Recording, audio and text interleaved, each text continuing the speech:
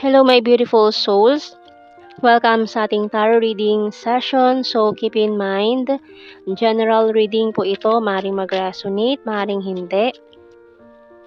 Kunin nyo na lang po kung para sa inyo and leave the rest. Maaaring mag-shift ang energies or magkabaliktad ang sitwasyon. Kaya kayo na pong bahala kung saan kayo nakalugar sa reading natin. So let's see.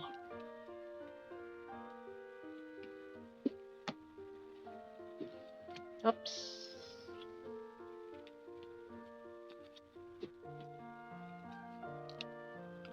So we have here the Justice and the King of Wands. Uy. And the Seven of Swords. Nako po. Nine of Cups.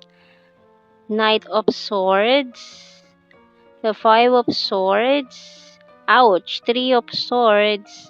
And the Wheel of Fortune. So, strong Libra. And maaaring a fire sign. Ayan. Ko. Sinaktan ka na naman nito. Nagtaksil, maaaring this person cheated on you, pero bumaliktad na ang mga pagkakataon. Ayan, Three of Pentacles ang ating bottom card. Munti ka na tong sumuko itong taong to. Munti ka nang isuko itong connection na meron kayo. Pero nabuhayan siya ng loob Nakakita siya ng konting pag-asa, munting pag-asa. Ayan, sa connection na to. So we have with the Rain Diamond. Ayan. Kumbaga, parang matagal niya tong hinintay Parang may mga nakasal dito sa maling tao dahil ngayon ay umaano na ang divorce sa Pilipinas. Parang yun ang hinihintay niya para tuluyang makawala sa maling relasyon, sa maling partner. Ayan. So we have here the Coffee. So parang nabuhayan siya ng loob ngayon kasi muntikan na siya mawalan ng pag-asa na nababalik pa kayo sa dati. Itong taong to. We have here telephone sa bottom card. Ayun, expect na tatawag siya sa'yo, sabihin tong mga gusto niyang sabihin sa'yo na nabuhayan siya ng loob na pwede pa, may pag-asa pa daw. Ayan, na maayos to, na bumalik kayo sa dati, kasi parang nawala na siya ng pag-asa dito with the Five of Swords, Three of Swords, ayan. Pero with this Wheel of Fortune, binigyan siya ng pag-asa na maaayos to. Ayan. And the Justice card. Justice will be served sa kung mga ano man ang hindi magandang nangyari sa nakaraan. So, tingnan natin sa Tarot Messages Oracle cards. You're so sweet and caring. Patiently waiting. Oy, may mga naghihintayan. Moving forward na sana pero teka lang, wait lang daw. Strong and independent. You complete me. Can I call you? So, ayan nga, tatawag na nga to. Kasi nga, this is not over yet. And I want to grow old with you. So, yung bottom card, can you forgive me? Asking for your forgiveness. So, tingnan natin sa The Hidden Truth Oracle cards natin. Oops. I lost myself for a little while. It was my fault, but I blamed you. I regret lying to you. The timing just wasn't right for us. So, mga panahong yun kasi wala pa daw Hindi pa yung tamang panahon. You don't know how hard it was to let you go. We will be together again. Naniniwala siya doon. And just being near you is intoxicating and I know I was a distraction from your pain.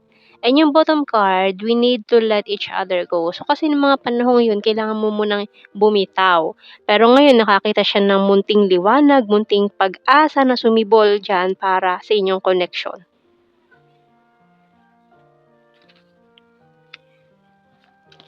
So, tingnan natin Anong message ng ating Archangel? Wow! Victory by Archangel Sandalphon. Your prayers have been heard and answered. Have faith. Oh, see? Have faith. Ayan na yung mga kahilingan mo na ipagkakaloob. So, tingnan natin anong mga initials natin dito. Oops, talagang lumilipad. Ayan, letter P. Z. Parang I smell pizza sa letter P and Z. Pizza. Ayan, letter M.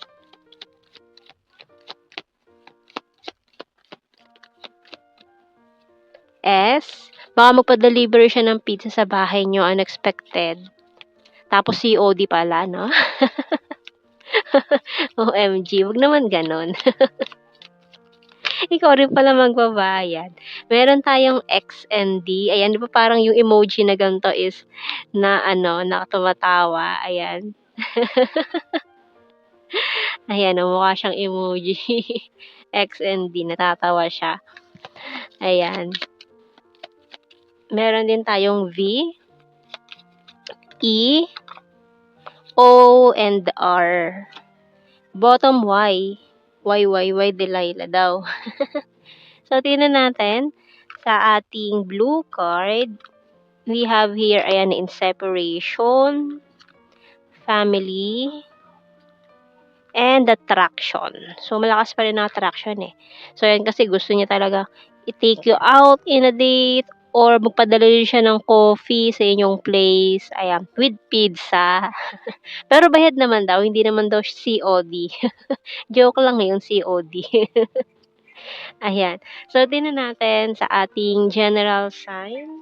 Oops, may lumipad. Ito, very serious. Seryoso daw siya.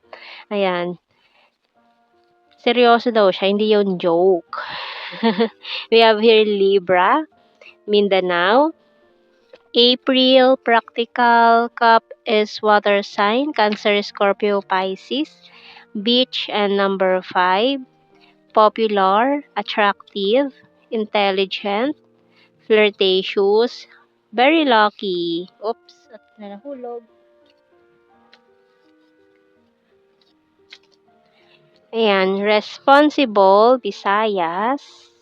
Number 2, fantastic friend and friendly. Oh, travel, confusing, creepy stalker, mga plastic persons. Air sign, Gemini, Libra, Aquarius. We have here July, crazy for you, full of charisma. Number 1, you are the one. Ayan. Cold City and Wands. It's fire sign, Aries, Leo, and Sagittarius. Okay? So, ayan ang ating reading. My beautiful souls, thank you for watching. Take care and God bless. See you in our next reading, guys. Bye-bye.